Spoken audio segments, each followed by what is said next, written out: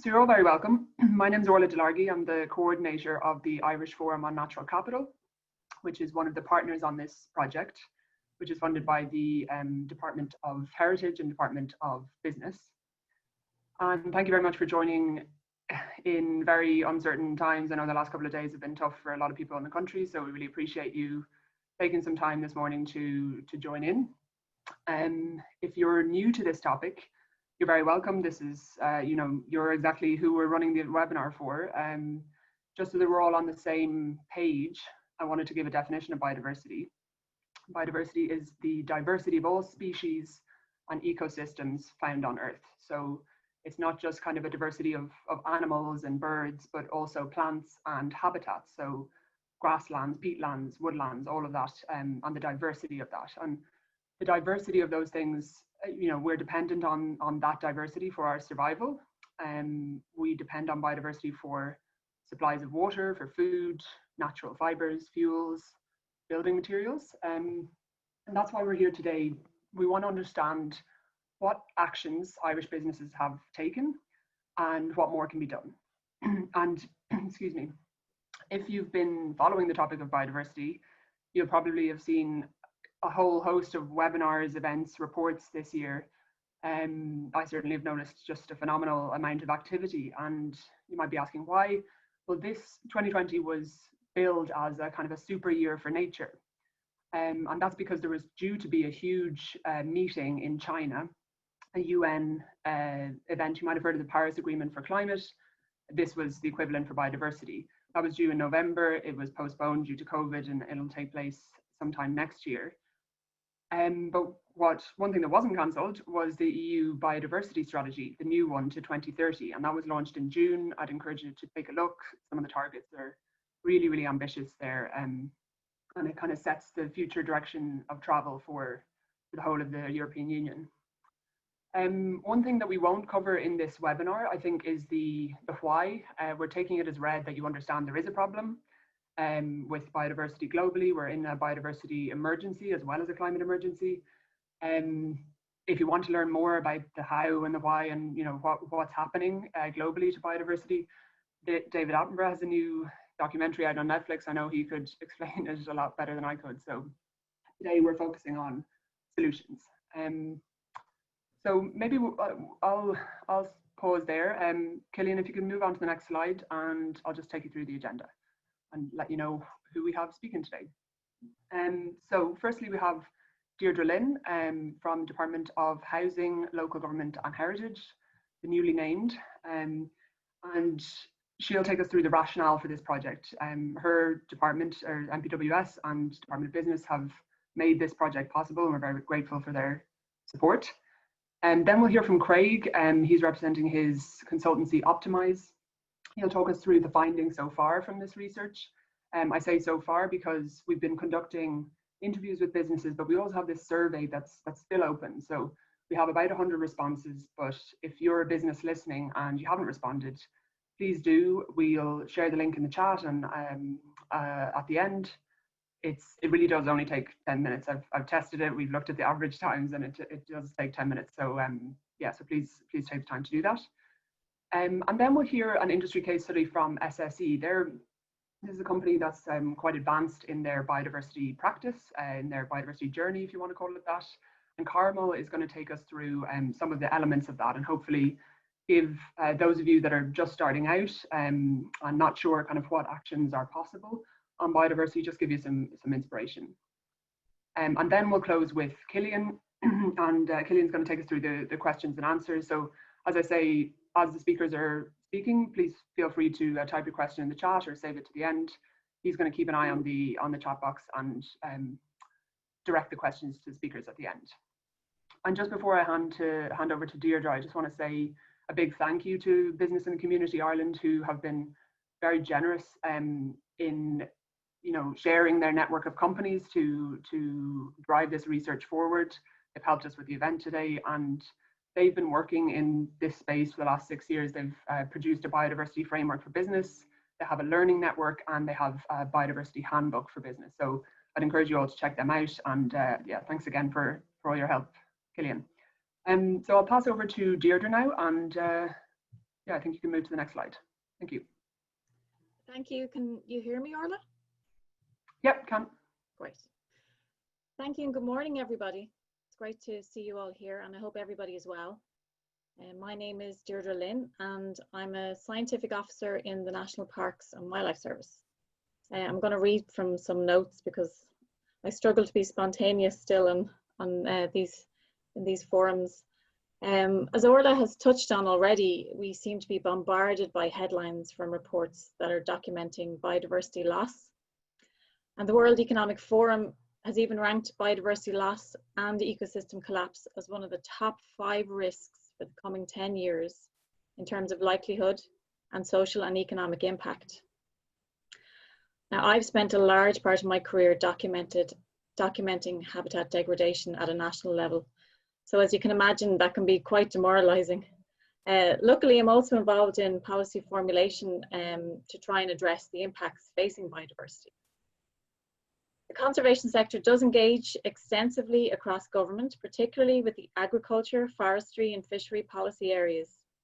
But it's very clear to me that the private sector also has a big role to play in how we produce and consume our natural assets. Businesses often dependent on natural resources, but can also drive the depletion of these resources. But there are also many opportunities for businesses to invest in natural assets or offset their impacts. And I know that businesses care about their reputation, they are concerned about their bottom lines and their investment potential.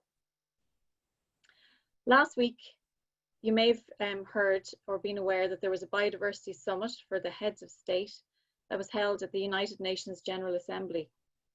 There was a lot of rhetoric, as you can imagine, but interestingly, more than 560 companies from 54 countries, employing 9.6 million people with combined revenue of 4 trillion, adopted a call to action, urging governments to adopt policies to reverse nature loss now.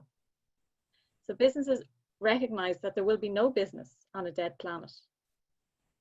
Many of the companies on this list are multinationals, but I was pleased to see that Airgrid and Gas Networks Ireland have also signed this call. So I believe that there is an appetite for business to come together, to share experiences and to be champions for nature. There are initiatives specifically for business and biodiversity at the global, regional and national levels. Many countries actually have already existing initiatives for business and biodiversity. The European Biodiversity Strategy that Orla mentioned as part of the EU Green Deal recognises the important role of business and aims to build a business for biodiversity movement. So I'm quite interested to see what the EU are going to do to build this movement. At a national level, our vision when we were drafting the 2017 National Biodiversity Action Plan was to initiate a business and biodiversity platform in Ireland. Our minister at the time, Minister Heather Humphreys, then moved on to the Department of Business. So it seemed like a really good opportunity for us to join forces and start the journey together. So heritage and business working together. And we did this through one of the commitments under the Seeds for Nature that was launched at the 2019 National Biodiversity Conference. So to kickstart the process of considering how we would go about initiating a business and biodiversity platform, the National Parks and Wildlife Service funded research to determine the impacts of Irish business on biodiversity, to investigate what Irish businesses are already doing to protect biodiversity, and also whether existing structures are sufficient for wider engagement across businesses. We want to listen to Irish businesses to determine what it is that they need. Government may be able to germinate the seed for nature, but ultimately business community will have to nurture it and take responsibility for its growth. I'm excited to be part of these early stages and look forward to hearing the progress to date. Thank you. I'll head back. Thanks very much, Deirdre. We'll pass on to Craig now, who's going to take us through some of the project findings. Okay, thanks Ola. Good morning, everybody. My name is Craig Bullock of Optimise, and I've been working together with the Irish Forum on Natural Capital and Michael Mihola Kennedy and AECON on the undertaking of this study. And what I'd like to do now is to give you an update on some of our initial findings from the online survey. So if you please move to slide 1. So slide 1 just shows the replies that we've been getting by sector. So far we received about 100 replies to the online survey. And the graph on the first slide shows the distribution of sectors who have responded. As you can see, most replies to date have been from the agriculture, forestry, fisheries sector. And that's, but there's also been a good number too from hospitality and tourism, from energy, from food and drink, and also from construction. What we would like is, we'd still like to hear from more businesses who are at the start of their biodiversity journey. And also we'd like to hear from those sectors where there's much potential to do something positive for biodiversity, including more food and retail companies and also agribusiness. Here we think there's an opportunity to encourage biodiversity initiatives that can tie in with other objectives such as food quality, environmentally sensitive farming, or traceability. Likewise, cement and aggregates, that's another sector we'd like to hear more from because the sector is perhaps vulnerable to a negative association given the visibility of such operations. But here too, there are equally numerous opportunities to preserve or to restore habitats, especially because features such as eskers or peat bogs typically make a huge contribution to biodiversity. So next slide, please.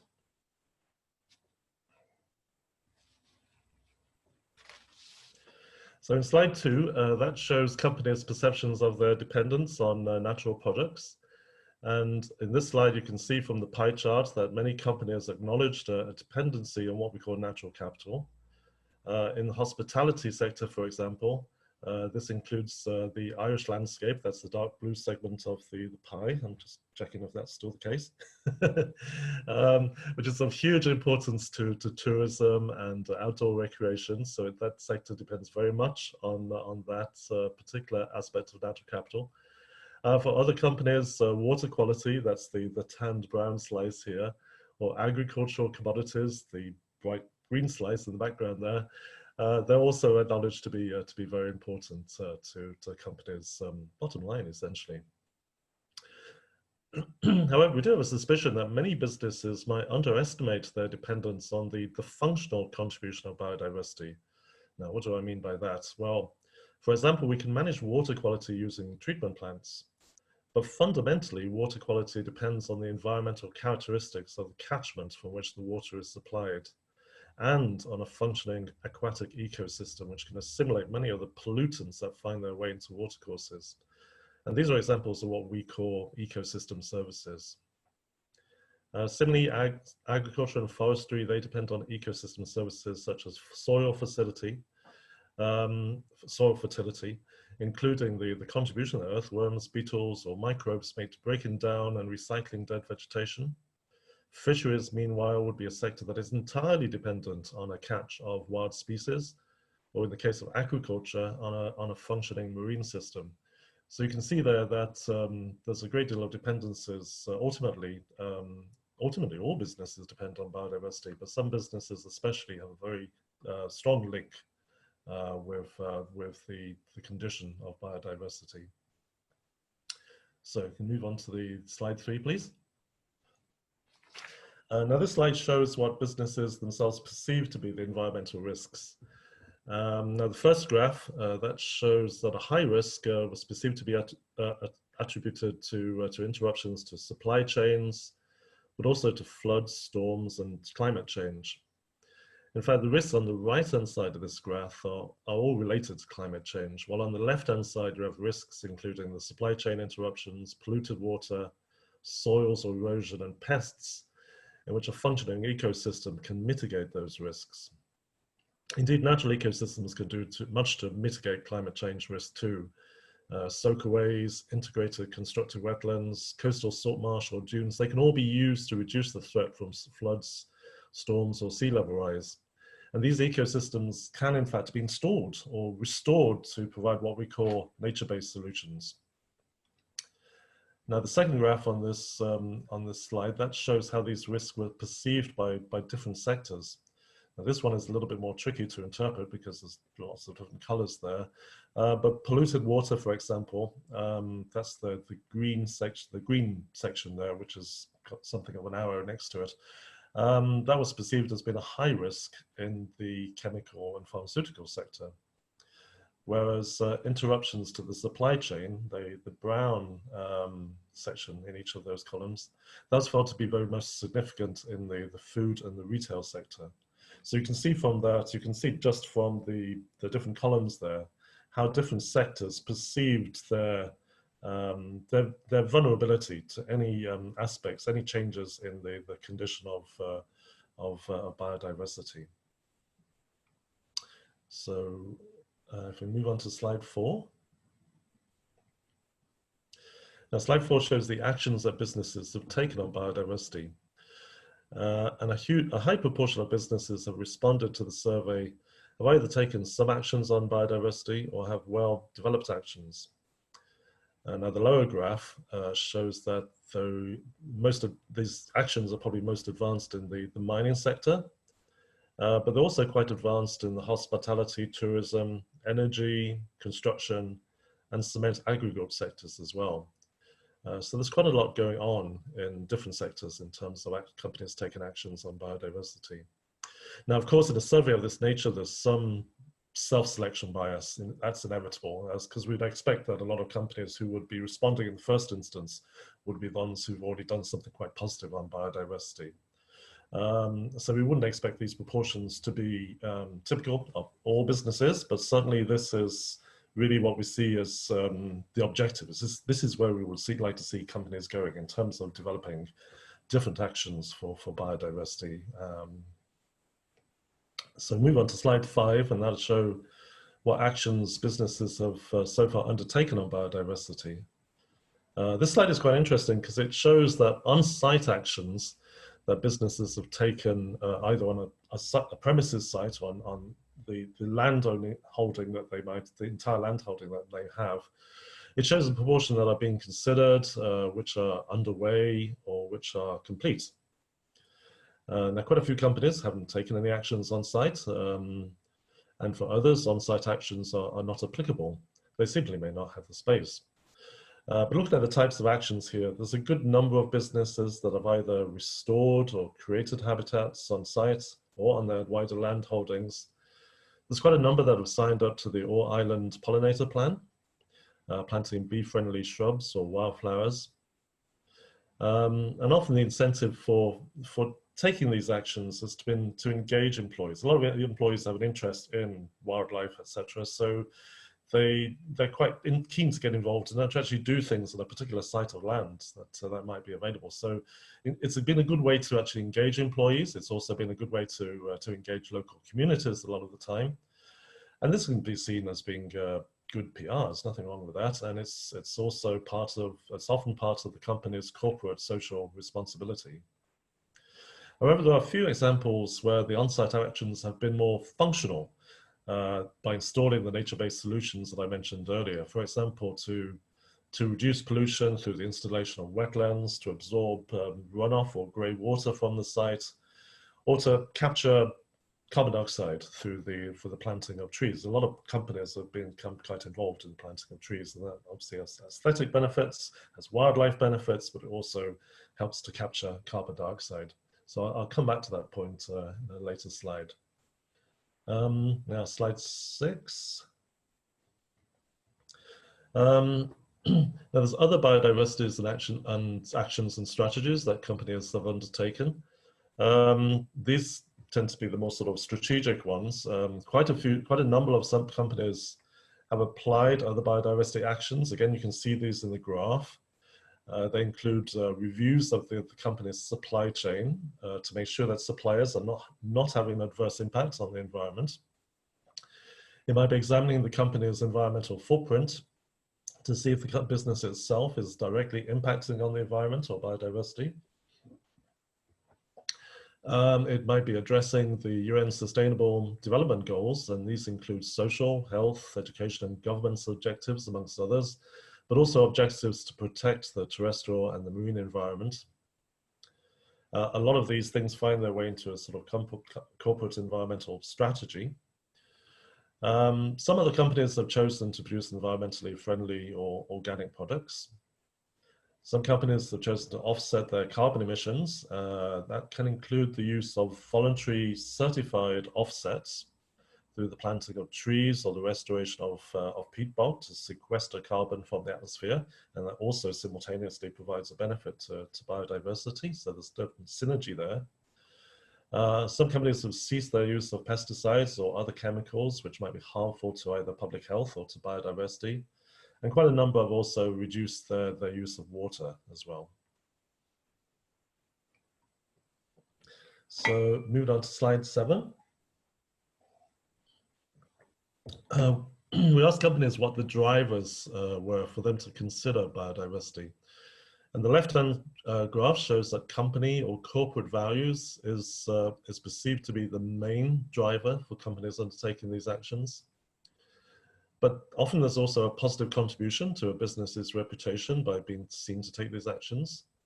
Or conversely, there could be a threat to that reputation. There could be a perceived threat to that reputation if there's a risk of environmental impacts, such as any damage to habitats or pollution. And that would also be tied up with concerns to avoid environmental liability. On the other hand, some companies see a business opportunity in considering biodiversity, and that's very much there, and given the way that public opinion and policy is developing. Others might be concerned with what obligations existing or future regulation may place on them. And some businesses have also been encouraged to take actions on biodiversity due to either consumer demands, or often we found demands from their investors, investors such as pension funds who may have environmental criteria amongst the objectives that they're looking for before investing in a company. But there are challenges too, and that's indicated on the left-hand graph. One of the challenges we have to overcome is an understanding of how actions on biodiversity combine with other actions that a company might take in terms of sustainability, which is much more established, I suppose, in many companies' environmental policies. Many businesses mentioned a lack of government guidance or incentives to do anything about biodiversity, while others mentioned that there was no demand from consumers or clients. And we have found that this can include that there's no biodiversity requirements being included in public contracts, for example. And that contrasts to the situation in many other countries where biodiversity is often included in public contracts as something that companies have to engage with. And I think that sort of demands are probably coming our way in due course. Understandably, there are some businesses who are simply not sure of the relevance of biodiversity to their operations, and I guess that's where we come in with our report, because in the report we're trying to make those arguments and demonstrate cases for actually taking more activity in this area. So slide 8, please. Now, one of the things the department is looking to do that followed on from the biodiversity conference last year is to set up some sort of biodiversity hub or forum in which companies could become engaged. We asked businesses in the survey about the benefits that they perceive from there being such a hub or forum and who should run it. And we found that companies very much like the prospect of learning what other businesses were doing in this area.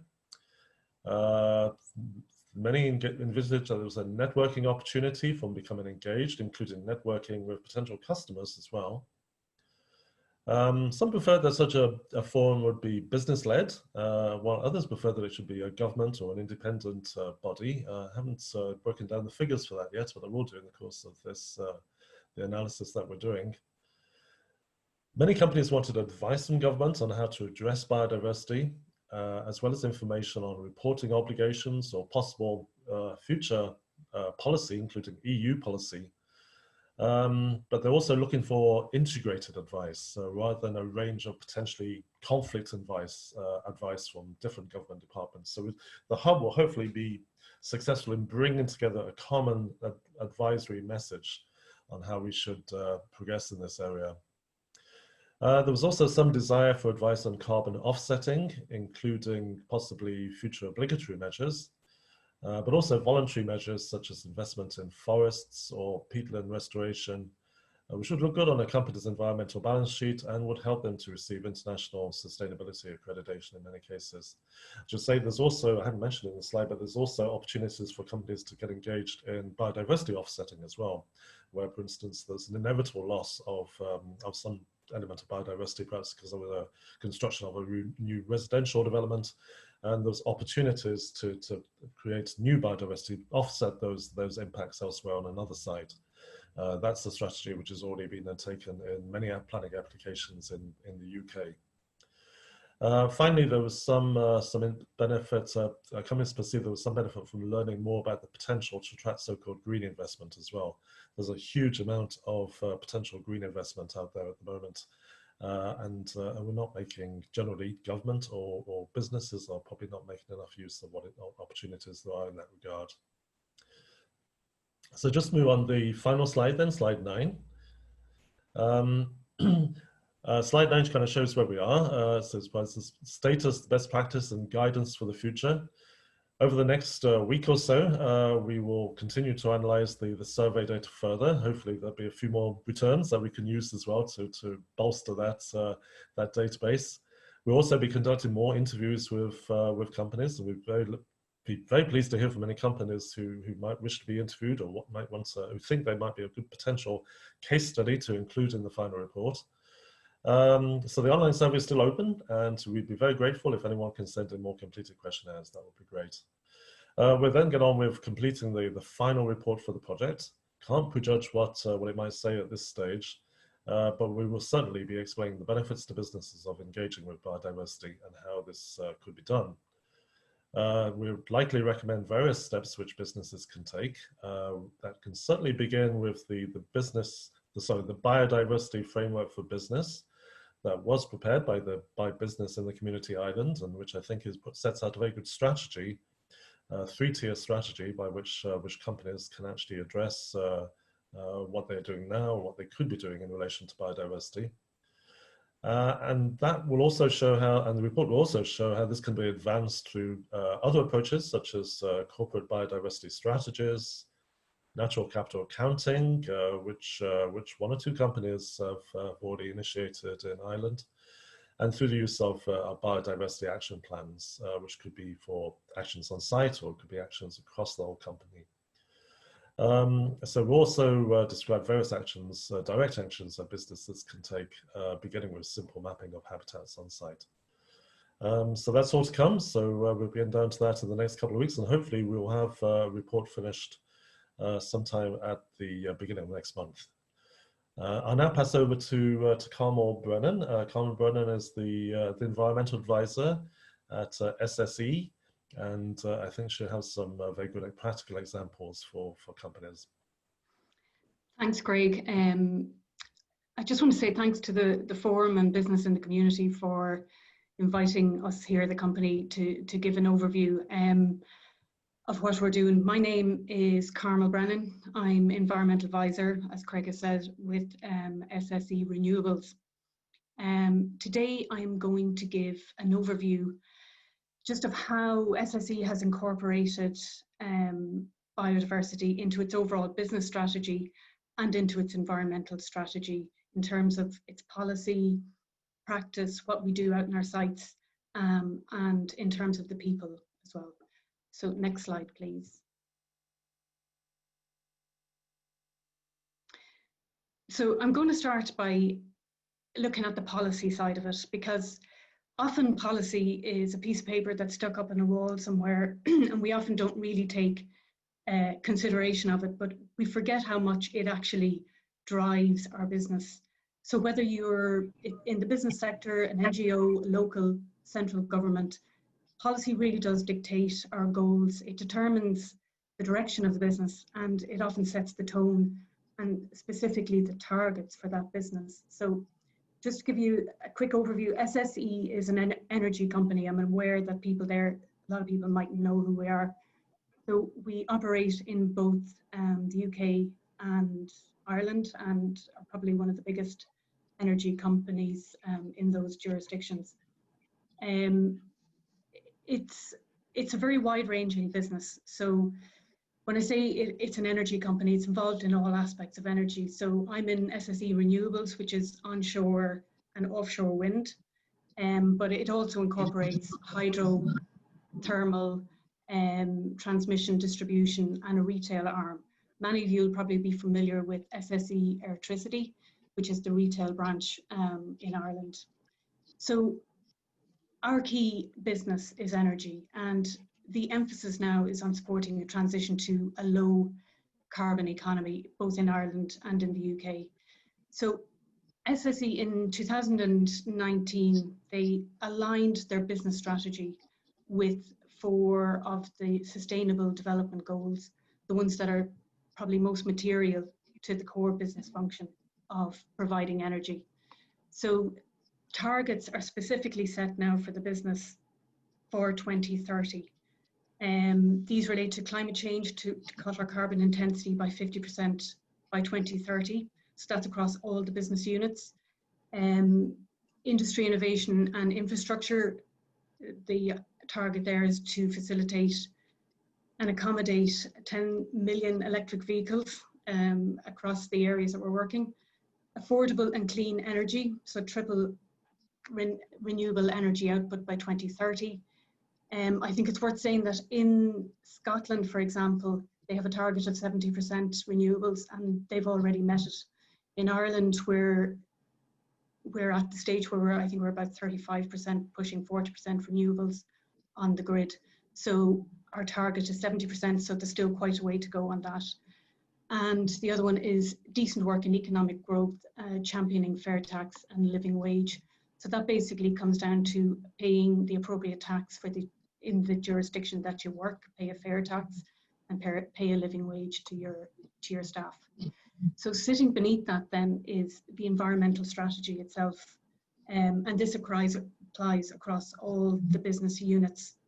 So in addition to the targets for, say, trebling renewable energy, each business unit is charged to look at itself and see what it can do to further reduce its emissions through the development and operation, but also to look at how climate change affects us in our daily working environments.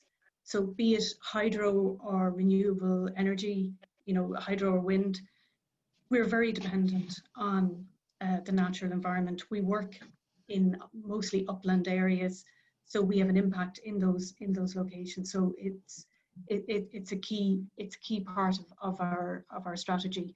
In terms of responsible consumption and production, this is essentially, as Craig said, about looking at your supply chain. So what we're charged with now is to actually review our individual supply chains across each business unit. So what are we producing in terms of waste streams? What are we consuming? How can we manage that better over the life cycle of development and operation? So that's going to be quite a challenge, to take everything from cradle to grave and to really look at what we're doing and what we're producing and try and do it better. And then the third arm of that is natural environment, and that's the one I'm going to focus on today. But I just wanted to give you an overview of where policy is described and how it filters down through the various arms. So next slide, please.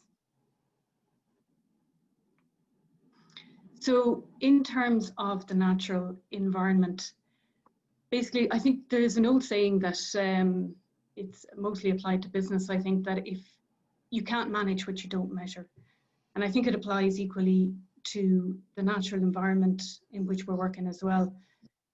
There's a strong focus these days on looking at your natural capital. So in terms of, everybody's aware of their financial capital and how to manage that, but to actually look at what we have at our disposal in terms of natural capital and all the ecosystem services that come with that.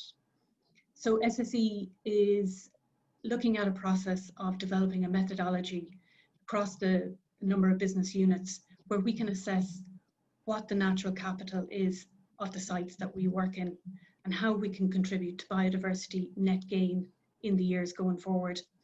We're not planning on reinventing the wheel on this. There are a number of methodologies out there, but each one needs to be specifically adapted to your own business case to make sure that you're capturing all the different possible ecosystem benefits that are within the sites that you work.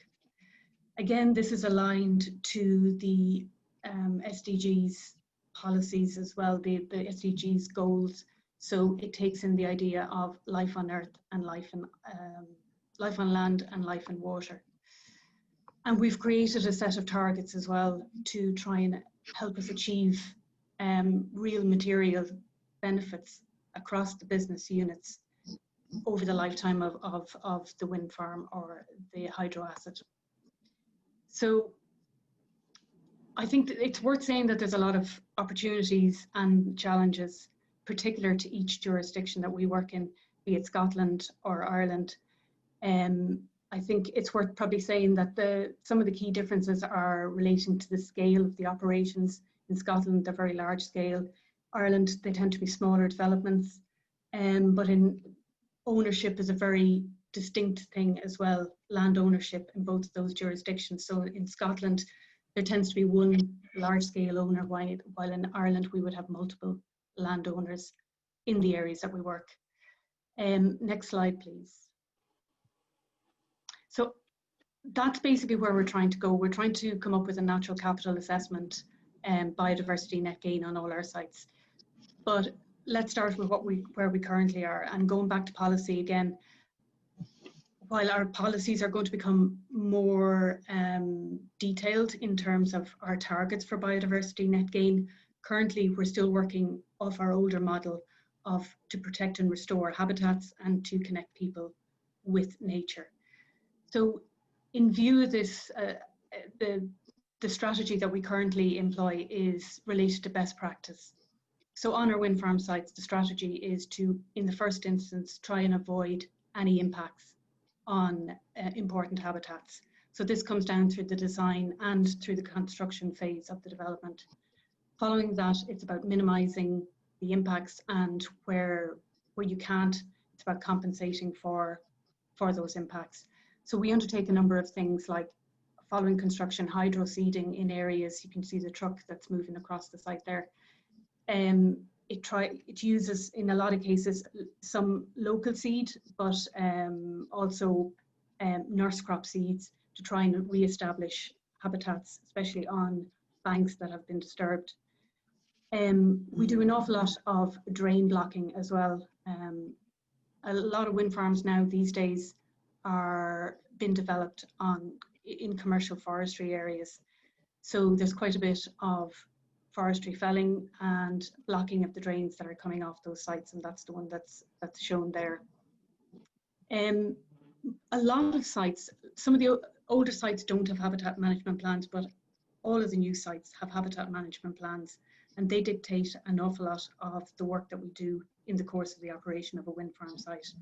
So as I say, things like drain blocking, peat restoration, planting broadleaf trees, creating small wetlands, using the SUD system that is in place for sustainable water management to create little ponds and areas for, say, waders or for amphibians. So there's a range of measures that are in place, but as I say, on the older sites, it'll be looking towards retrofitting in biodiversity action plans for those sites as well in years to come. As I say, there are fundamental differences between the Scottish and the Irish sites, and one of the key things is land management. On Irish sites, we have a lot of turbery, we have a lot of illegal burning, let's say. On the Scottish sites, they tend to do more muir burns where they're controlled, they're over vast areas, and they're part of the estate's habitat management plan itself. So next slide, please. So as I say, scale is one of the biggest things between the Scottish sites and the Irish sites. So this is a site in just south of Glasgow, and I think the habitat management area here is in the region of about 4,000 hectares, so it's huge.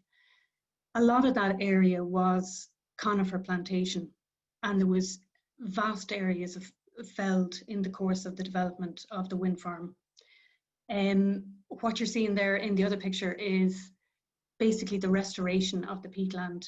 So when the forestry was felled, the trees were essentially taken away, the stumps were removed, and then the drains were they started to reblock them again and try and restore the habitat.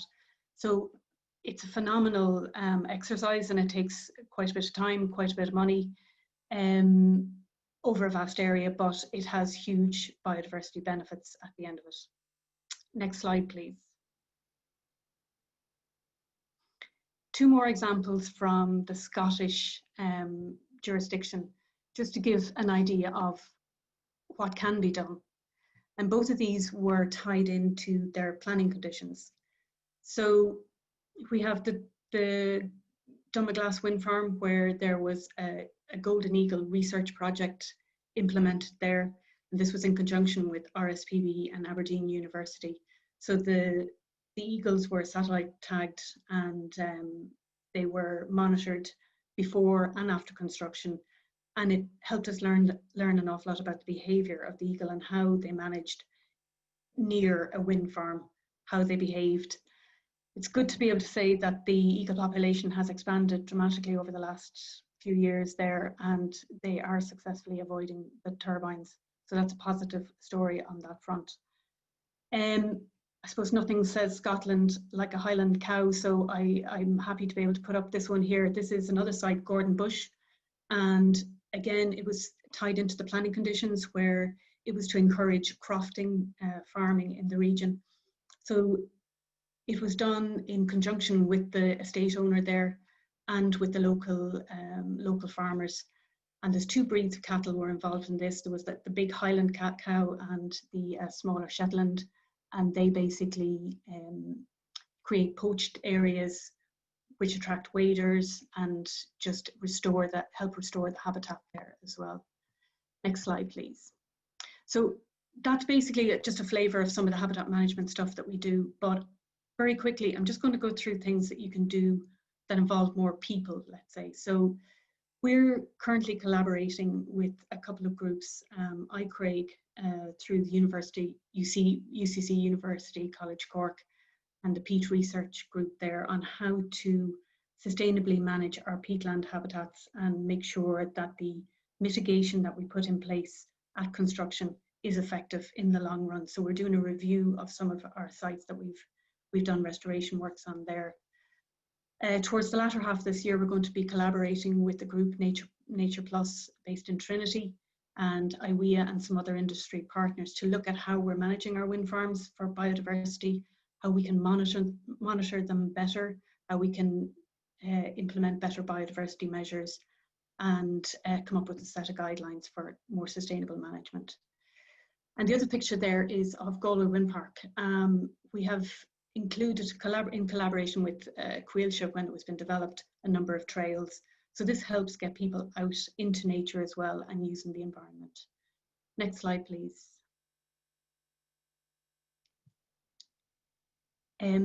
Just a word on the idea of competitions and events. It helps get people motivated. Our colleagues in Transmission, they recently won the Big Biodiversity Challenge run by Syria, who are a construction federation, on best practice and how to implement habitats for, in this case, it was the great yellow bumblebee habitat.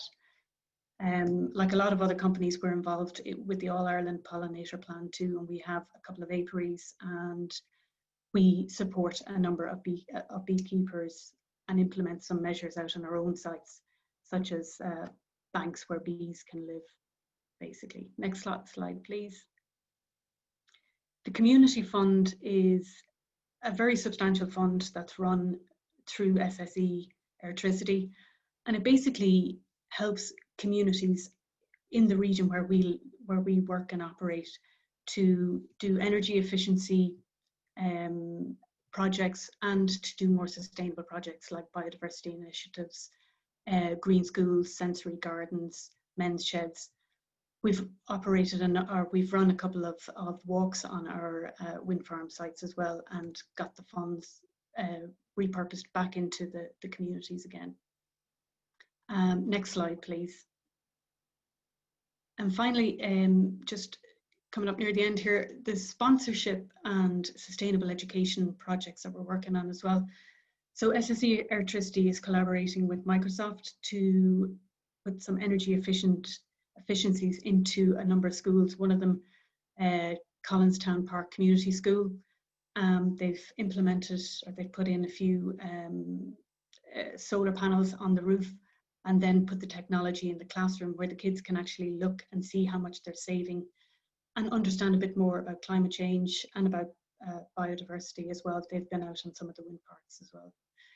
And again, sponsorship of Dublin Zoo, where they have developed a trail, an eco trail, where kids can kind of interact with biodiversity and learn about how to protect it. Next slide, please. So you'll be glad to know I'm coming near the end here. Basically, what's the whole point of this? And in terms of our policy, going back to that again, SSE is trying to simultaneously add value for both the shareholder and society by aligning the business goals with the SDGs. Why do you want to do this? Why does any business want to do this? I suppose there is growing demand for sustainable investment, and shareholders are looking to see where their money is going more, and that's largely driven by consumer demand. So some of the management targets are actually also linked to sustainability criteria, so that does help focus management's mind when their bonuses are connected to that as well. It's a good thing to do. In terms of practical measures, the key thing for us at the moment is to create a good baseline of where we are and targets to direct how we're going to get there. So that applies to both consumption and production and to the natural environment. It's important to collaborate as well with other groups and try and reach out outside and identify who your community is, who your staff are, your best hope of collaboration is within that as well. And then finally, I suppose, to look at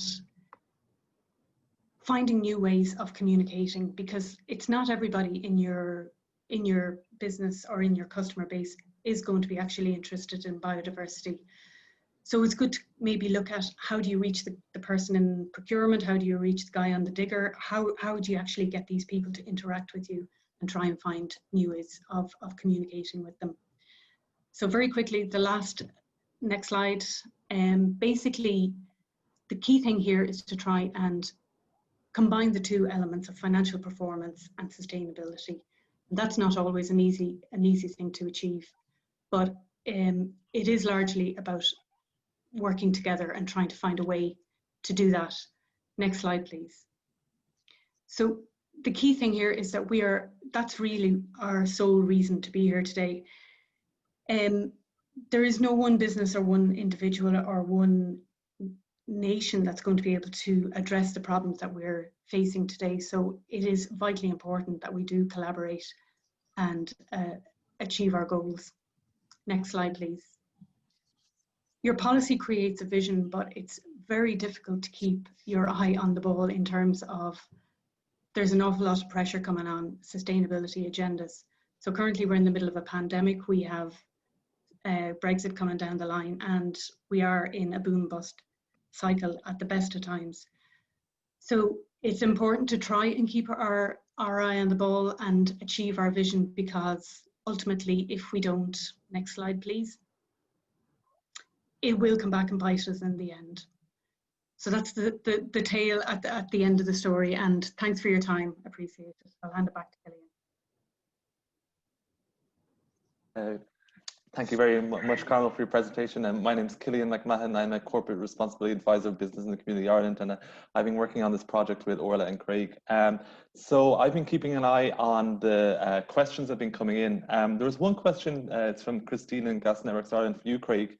You mentioned in your presentation, you spoke a bit about carbon biodiversity offsets. So can you tell me a bit more about what that involved, or some examples which you found?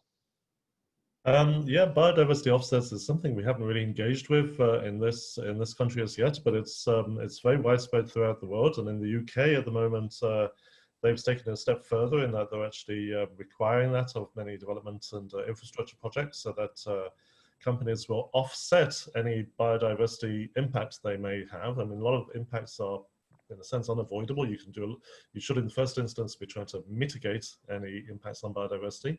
But as I say, the example of the residential development, you might have to, just by putting in buildings, you might be having a biodiversity impact, and you can offset that. You can offset that by recreating biodiversity or restoring biodiversity on an adjacent site or on another site elsewhere.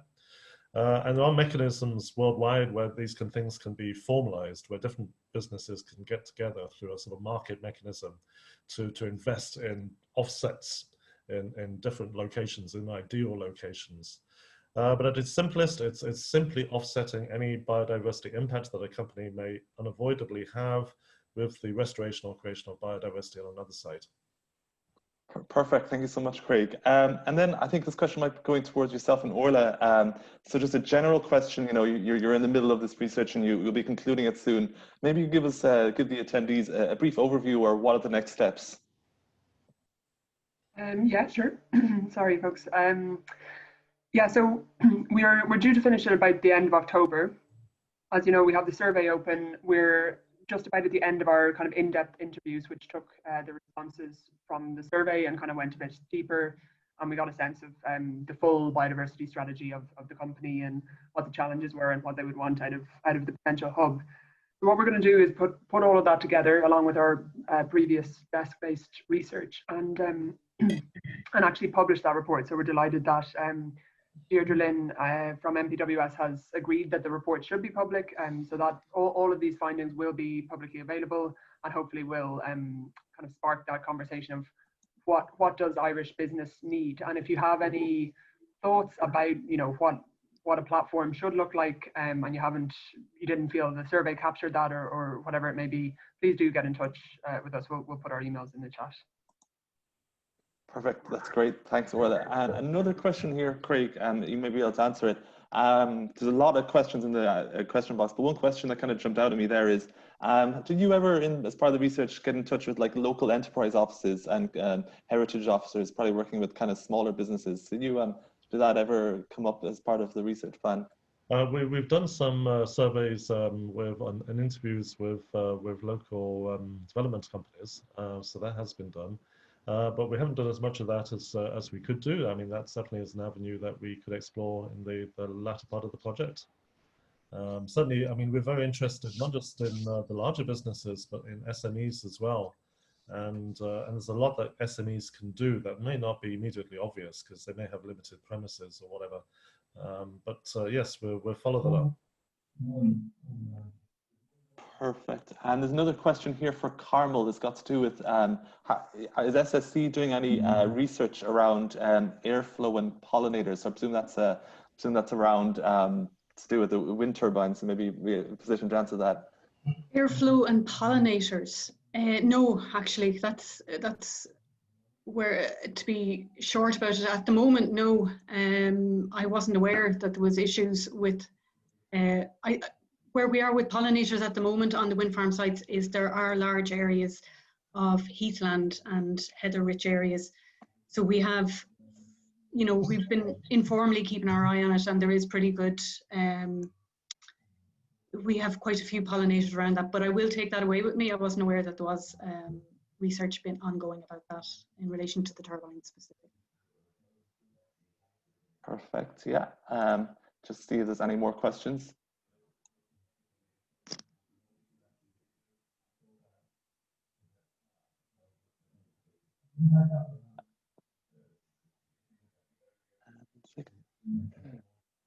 There's another question here for Craig, who might be able to answer it. I think you were getting involved in did transport companies, you reach out to any transport companies as part of your research? And also, I know you did reach out to large grocery retailers, but did you get involved in any transport companies? Not too much. I think we've only got one or two in the actual surveys database at the moment. So we would welcome any feedback from transport companies, and definitely would welcome some feedback from from retailers as well. Retailers have a great influence on what their distributors or what their suppliers actually do. And also, Killian, just briefly though, I see there's one mention there, just on the offsets. Yeah, just to point out, offsets is a measure of last resort, really. If you can mitigate, the objective in the first instance is to mitigate or avoid any impacts, biodiversity impacts on site, and then to mitigate them wherever possible. And if that is, at the end of the day, if that simply is not feasible, then offsetting maybe is an opportunity that comes in. Yeah, and another question that popped up was to do with kind of KPIs for biodiversity and what you can do about setting them. I know maybe Carmel, you might be able to answer it. Like, you know, what sort of KPIs would you put in place for biodiversity, and you link them in? Well, at the moment they're crude enough at the moment. So the area, but that's the whole purpose of the natural capital assessment and biodiversity net gain.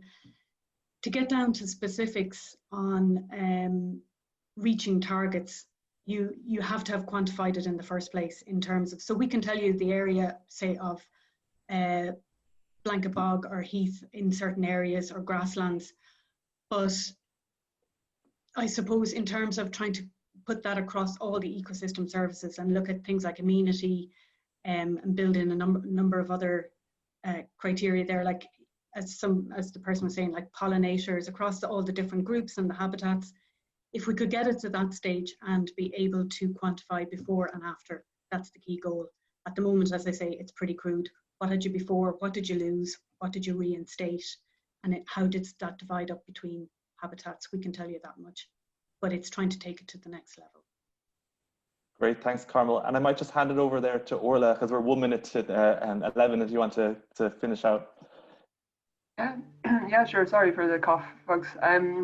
Yeah, and just thank everyone for joining this morning. I've saved the chat, so I know there's been loads of back and forth and sharing of really interesting research. We'll be in touch with all of you just to follow up, share the slides if you haven't got them already, and maybe answer one or two of those questions. But yeah, as I say, if you have any thoughts about the project, please get in touch with one of us. And yeah, we hope to keep in touch. Keep an eye out for that report being published in the next couple of months.